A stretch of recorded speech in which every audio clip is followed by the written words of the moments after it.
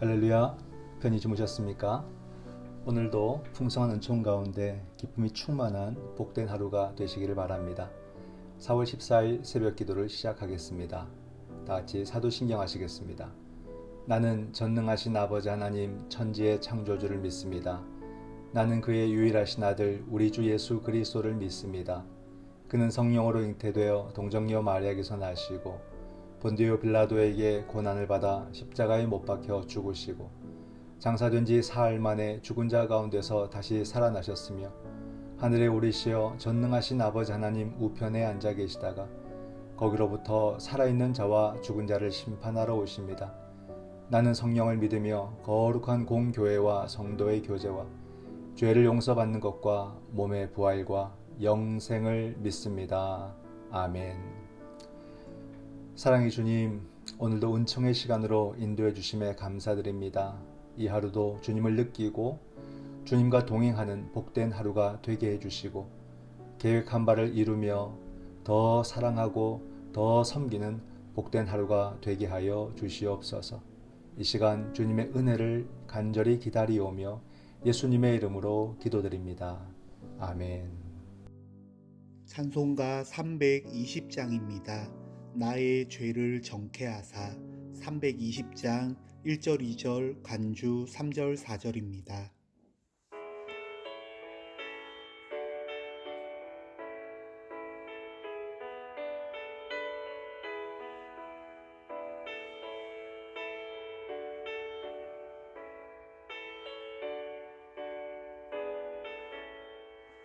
나의 죄를 정케하사 주의 일꾼 삼으신 구세주의 넓은 사랑 항상 찬송합니다.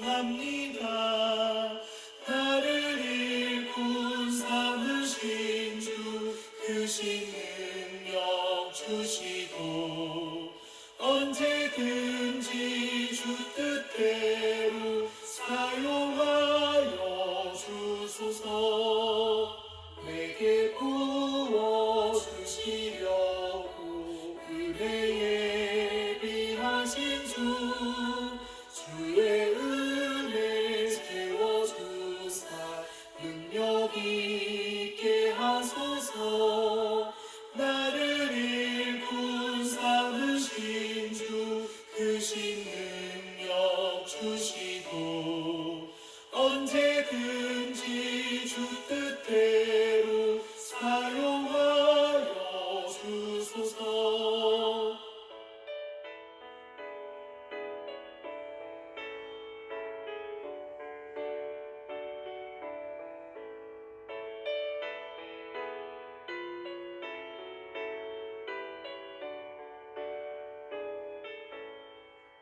죄의 짐을 풀어주신 주의 능력 크도다. 나를 피로 사신 예수 내 맘속에 오소서.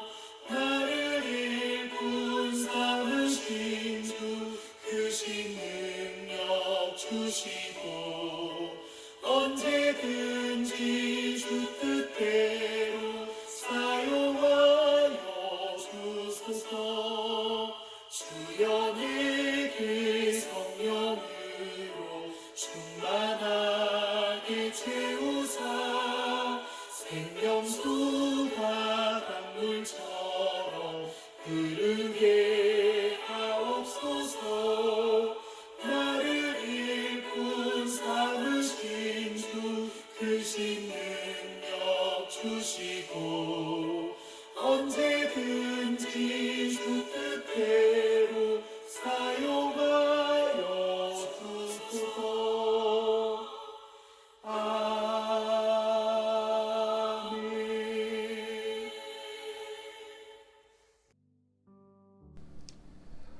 오늘의 말씀은 출애굽기 4장 24절에서 31절 말씀입니다. 출애굽기 4장 24절에서 31절 말씀. 모세가 길을 가다가 숙소에 있을 때에 여호와께서 그를 만나사 그를 죽이려 하신지라. 십보라가 돌칼을 가져다가 그의 아들의 포피를 베어 그의 발에 갖다 대며 이르되 당신은 참으로 내게 피 남편이로다 하니 여호와께서 그를 놓아 주시니라. 그때 십보라가 피 남편이라 함은 할례 때문이었더라. 여호와께서 아론에게 이르시되 광야에 가서 모세를 맞으라 하시매 그가 가서 하나님의 산에서 모세를 만나 그에게 입맞추니 모세가 여호와께서 자기에게 분부하여 보내신 모든 말씀과 여호와께서 자기에게 명령하신 모든 이적을 아론에게 알리니라. 모세와 아론이 가서 이스라엘 자손의 모든 장로를 모으고 아론이 여호와께 모세에게 이르신 모든 말씀을 전하고 그 백성 앞에서 이적을 행하니 백성이 믿으며 여호와께서 이스라엘 자손을 찾으시고 그들의 고난을 살피셨다 함을 듣고 머리 숙여 경배하였더라. 아멘. 네, 오늘의 말씀을 함께 묵상합니다. 말씀에 앞서서 교회 소식을 전해드리면 코로나로 인해서 우리가 다 검진을 받았습니다. 소식은 전부 다 음성으로 이렇게 결과들이 들려오고 있어서 감사하고 교회는 또 방역과 소독 그리고 거리 두기를 철저히 함으로써 굉장히 안전하다는 것을 다시 한 번 더 확인하게 되었고 또 이런 일이 발생해도 큰 염려가 없다는 또 그런 마음이 듭니다. 우리 성도들도 이런 일에 있어서 더 담대함도 가지시고 앞으로 우리가 해야 할 바를 잘 해나가는 그런 믿음의 질서를 잘 가져주시기를 바라고 또 이와 관련되어서 또 자가 격리에 있는 그런 가정에는 정부에서도 보내겠지만 우리 교회에서도 또 이렇게 사랑의 박스를 만들어서 집에서 드실 수 있는 그런 음식들을 좀 준비해서 다 전달해 드렸습니다. 그래서 교회가 함께하고 또 모든 교우들이 함께 기도함으로써 마음을 나눌 수 있는 그러므로 위로가 되고 또 속히 치료가 될 수 있도록 위에서 함께 끝까지 기도해 주시기를 바랍니다. 네, 오늘의 말씀을 보면 모세가 길을 가다가 어느 숙소에 머물 때 하나님이 그를 죽이려 하십니다. 놀랍죠? 아내 십보라가 그때 돌칼로 아들의 표피를 자르자 하나님이 모세를 놓아 주십니다. 그 하나님의 지시로 아론이 광야로 나아가서 모세를 만납니다. 모세는 형 아론에게 하나님이 주신 말씀을 전하였고 아론이 그 말씀을 이스라엘 백성들에게 전하였습니다.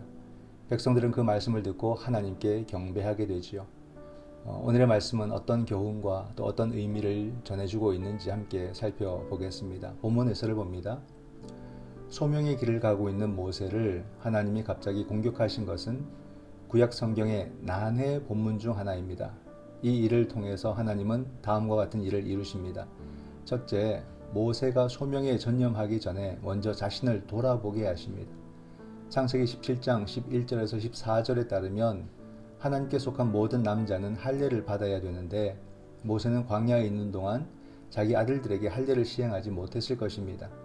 백성을 구원하기 전 모세는 먼저 자신이 하나님의 언약을 위반한 것은 없는지 점검해야 했습니다. 둘째, 위기 상황에서 이방 여인인 십보라가 할례를 행합니다.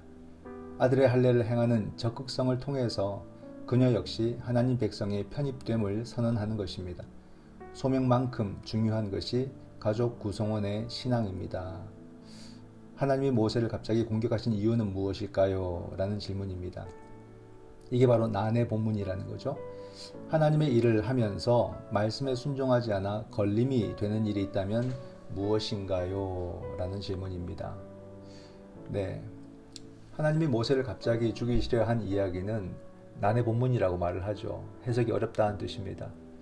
이 본문은 이렇게 두 가지로 해석을 해주고 있습니다.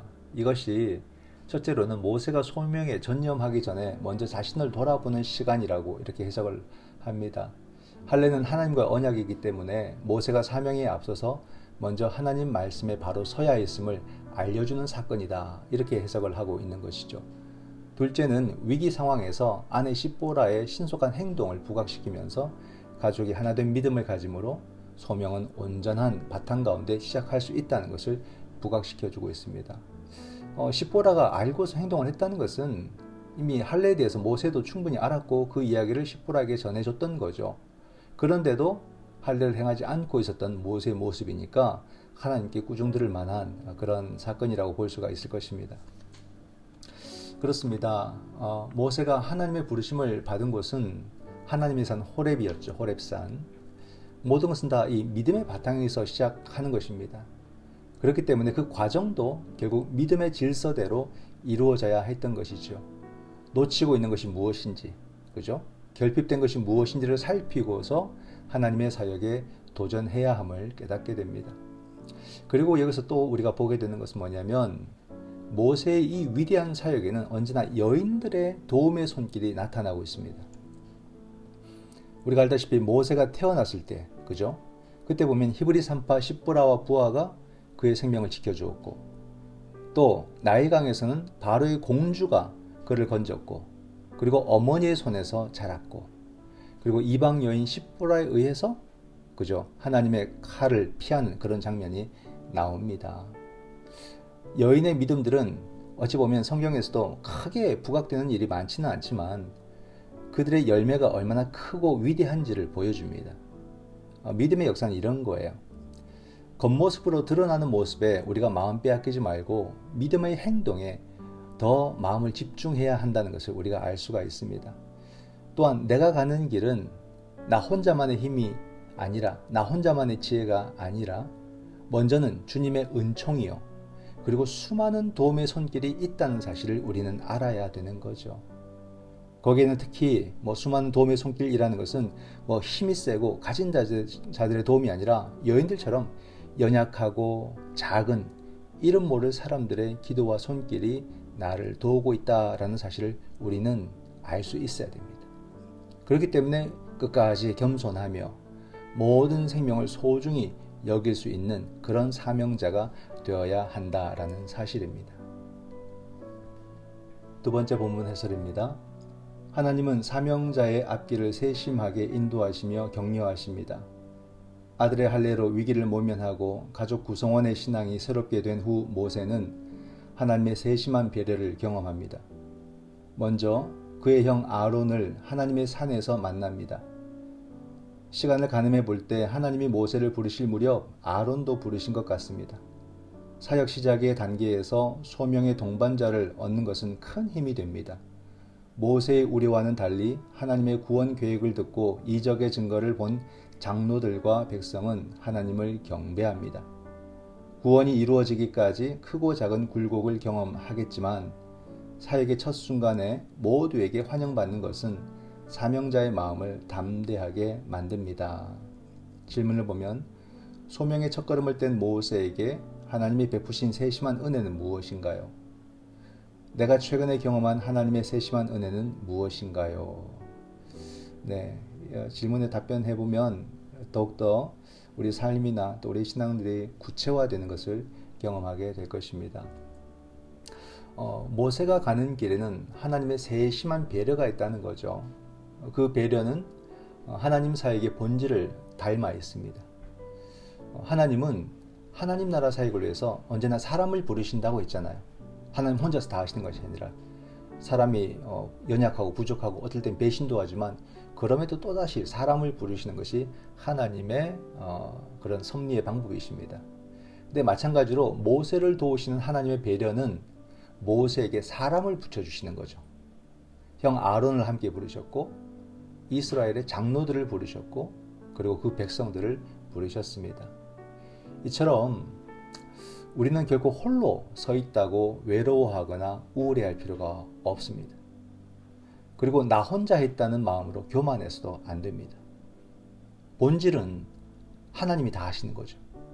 그리고 또 우리 실상에서는 어찌 가만히 보게 되면 나의 역할은 한 30%, 30, 도리어 도움의 손길이 70일 수도 있다 이 말입니다. 물론 이 숫자는 상징적인 구분입니다. 그만큼 우리의 모습은 은총과 도움의 손길로 인해서 만들어진 모습이라는 뜻입니다. 하나님의 사명 앞에서 그리고 모든 사람들 앞에서 우리는 늘 겸손할 수밖에 없음이 여기에 있습니다. 또한 우리가 겸손을 또 넘어서서 용기를 내어야 됩니다. 많은 도움의 손길들이 있기 때문에 본질로는 하나님이 하시기 때문에 용기를 내어야 됩니다. 이렇게 수많은 일꾼들과 함께 우리의 삶을 협력으로 만들어 간다는 사실을 늘 기억하시기 바랍니다. 모세의 등장이 모든 사람들의 기대가 되고 환영으로 나타나는 것을 또 우리가 보게 되는데 이것은 우리가 무엇을 생각해 볼 수 있냐면 결국 새 속에 물든 세상이라고 하지만요. 저들의 심령은 지치고 병들었기 때문에 하나님의 일꾼들을 마음으로는 기다리며 또 세상에 그런 하나님의 일꾼들이 등장하는 것을 저들은 기뻐합니다. 그리고 기대를 갖게 되는 거죠. 이게 영적인 세상의 모습입니다. 오늘 우리의 삶도 그래서 우리는 생각하기를 누군가의 회복이 되고 누군가의 소망이 되는 그런 나의 삶이 되기를 생각해 봅니다. 그래서 이 하루가 복된 하루가 되시기를 바라고 주님의 은총을 경험하고 도움의 손길을 경험하며 우리도 누군가의 큰 도움이 되는 그런 복된 삶을 살아가시기를 주님의 이름으로 축원드립니다. 여러분을 축복합니다. 기도하겠습니다. 사랑의 하나님, 오늘 우리는 모세처럼 또다시 예수 그리스도의 제자로서 이 세상에 발을 딛습니다. 먼저 나의 믿음의 상태를 돌아보게 하시고 하나님의 은총과 도움의 손길들을 허락하여 주시옵소서. 오늘도 겸손히 주님의 뜻을 이루어 나갈 때 많은 사람들의 위로와 기쁨이 되게 하여 주시옵소서.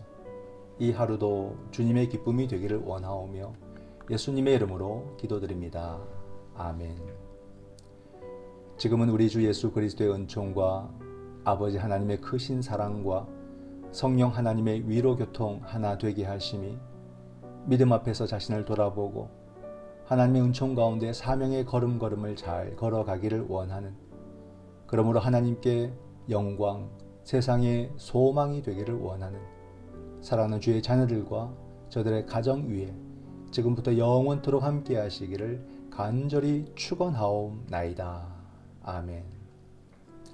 이 시간 우리가 함께 드릴 기도의 제목은 먼저 말씀을 생각하면서 기도합니다. 사명에 앞서 먼저 내 믿음의 결핍을 살펴보게 하시고 도움의 손길을 허락해 주시며 나도 누군가의 도움이 되도록 나를 사용하여 주시옵소서. 그리고 코로나의 종식을 위해서 기도합니다. 우리 사회가 코로나 확산의 방지와 함께 또 우리가 중요하게 보는 것은 너무 두려워한다는 거죠. 그러므로 이 사회가 두려움과 염려가 없어지기를 원합니다. 흔들리지 않는 방역의 실천을 이루어 가도록 우리를 도우시고 인도하여 주시옵소서.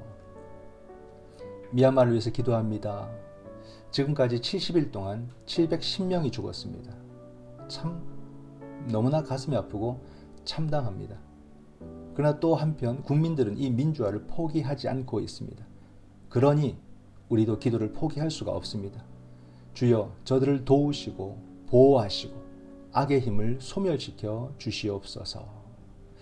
마지막으로 우리의 가정을 위해서 기도합니다. 가정이 안고 있는 많은 기도의 제목들, 또 해결하지 못한 많은 문제들, 우리가 믿음으로 기도하고 믿음으로 도전할 때 주여 역사하시고 해결해 주시고 응답하여 주시옵소서. 이 시간 부르심 앞에서 나를 돌아보고 또 도움의 손길을 위해서 기도해 주시고 코로나 가운데 혼란 없는 질서를 위해서 흔들림 없는 그런 방역을 위해서, 그리고 우리 천정호 전도사님을 위해서 기도해 주시고 미얀마를 위해서 기도해 주시고 우리의 가정의 기도의 제목을 가지고 함께 기도하시겠습니다.